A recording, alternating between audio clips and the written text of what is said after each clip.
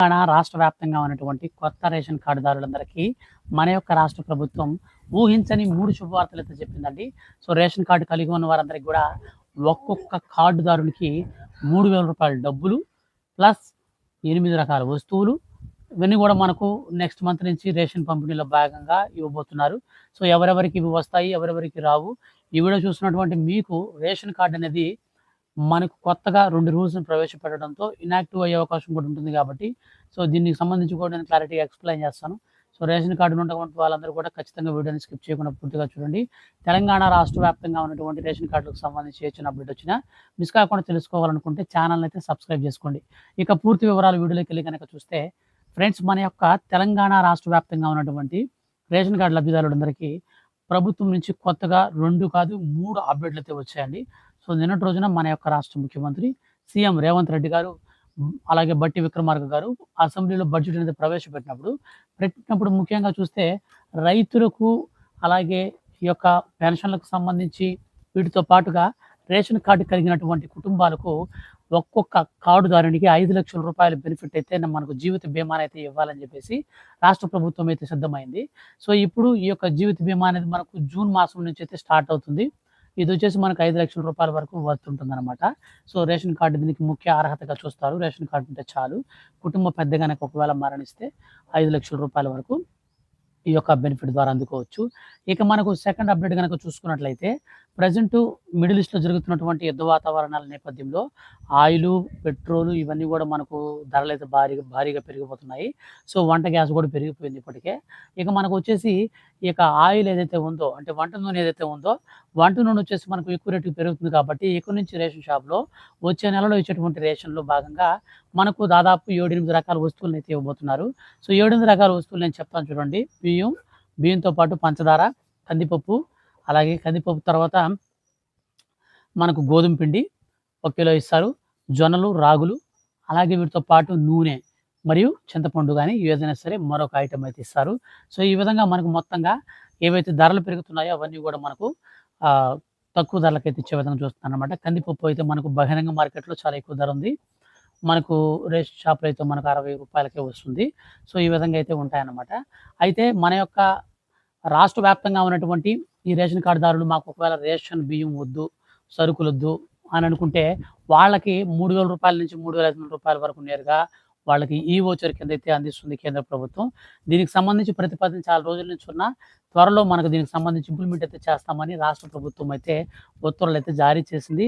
So, కేంద్ర ప్రభుత్వ ఆదేశాల మేరకు రేషన్ కార్డు కలిగిన వారందరికీ రేషన్ బియ్యాన్ని అక్రమ రవాణాను అరికట్టే నేపథ్యంలో భాగంగా ఇప్పుడు అర్హత కలిగినటువంటి ప్రతి ఒక్క రేషన్ కార్డుదారుడికి ఈ వోచర్ అయితే మొబైల్‌కి పంపిస్తారు. ఆ ఈ వోచర్‌లో ఒక అమౌంట్ అయితే ఉంటుంది. ఆ అమౌంట్‌కి మనం ఏమైనా కొనుక్కోవచ్చు అనమాట. సో, ఎగ్జాంపుల్ మనకొచ్చేసి రేషన్ షాప్‌కి వెళ్ళి రేషన్ షాప్‌లో ఇచ్చేటువంటి వస్తువులన్నీ కొనుక్కోవచ్చు, లేదా బయట అంగడికెళ్ళి కొనుక్కోవచ్చు, లేదా డబ్బుల్ని మనం బ్యాంక్ అకౌంట్‌లోకి నార్మల్‌గా క్యాష్ రూపంలో మార్చుకొని యూపీఐ ద్వారా వాడుకోవచ్చు. ఇన్ని వెసులుబాటుతో రేషన్ బియ్యం మాకు సరుకులు వద్దనుకునే వాళ్ళకైతే ఈ ఆప్షన్ అయితే కల్పించింది మన యొక్క కేంద్ర ప్రభుత్వం. ఇక తాజాగా విడుదలైనటువంటి మన యొక్క రాష్ట్ర ముఖ్యమంత్రి సీఎం రేవంత్ రెడ్డి గారి ఆదేశాల మేరకు మనకొచ్చేసి ఇప్పుడు రేషన్ కార్డు కలిగినటువంటి వారందరికీ కూడా బియ్యం అనేది మనకు ఏప్రిల్, మే, జూన్ ఈ 3 నెలలది కలిపి ఏప్రిల్ నెలలో అయితే ఇవ్వబోతున్నారనమాట.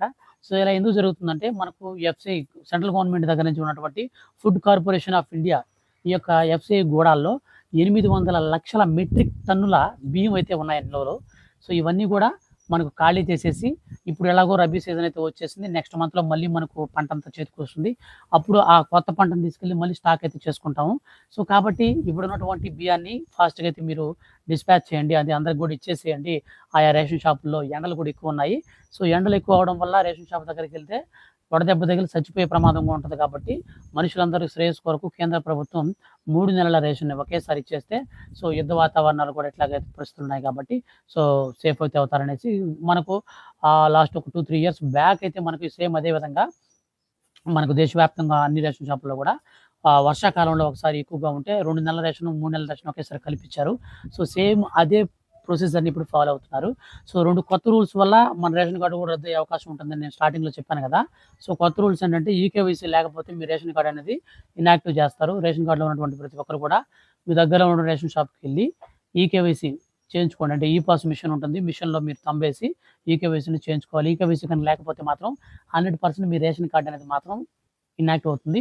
ఇనాక్టివ్ అయిన తర్వాత మీ రేషన్ కార్డ్ డిలీట్ అయితే అయిపోతుంది. సో, రేషన్ కార్డ్ ఒకసారి డిలీట్ అయితే ఇంక మళ్ళీ తిరిగి తెచ్చుకోవడం చాలా కష్టం. సో, కాబట్టి గుర్తుపెట్టుకోండి. రేషన్ కార్డ్‌ని యాక్టివ్‌లో పెట్టుకోవడం కోసం మీ కుటుంబంలో ఉన్న వాళ్ళందరూ కూడా ఈకేవైసీ వేయండి. ఇన్ కేస్ ఒకవేళ మీరు ఫ్యామిలీలో ఎవరైనా మెంబర్స్ ఒకవేళ బయట ఇతర రాష్ట్రాలకు గావచ్చు, ఇతర దేశాలకు గావచ్చు ఎక్కడికైనా వెళ్ళుంటే వాళ్ళ నేమ్ దగ్గర మైగ్రేషన్ అని చెప్పేసి ఒక ఆప్షన్ అనేది ఉంటుంది. దాన్ని పెట్టించుకోండి. సో, మనకు ఇతను లేడు, తాత్కాలికంగా లేడని చెప్పేసి వాళ్ళైతే అక్కడ నోట్ చేసుకుంటారు. సో, ఇదైతే ఇంపార్టెంట్ అనమాట. రేషన్ కార్డులు కూడా రద్దయిపోతున్నాయి.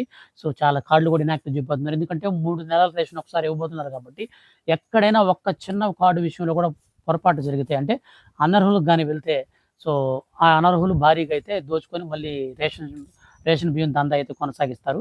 ఈ రేషన్ బియ్యం దందాని అరికట్టడం కోసం ప్రభుత్వాలు ఎన్ని ప్రయోగాలు చేసినా రేషన్ బియ్యం అనేది అక్రమంగా రవాణా చేస్తూనే ఉన్నారు.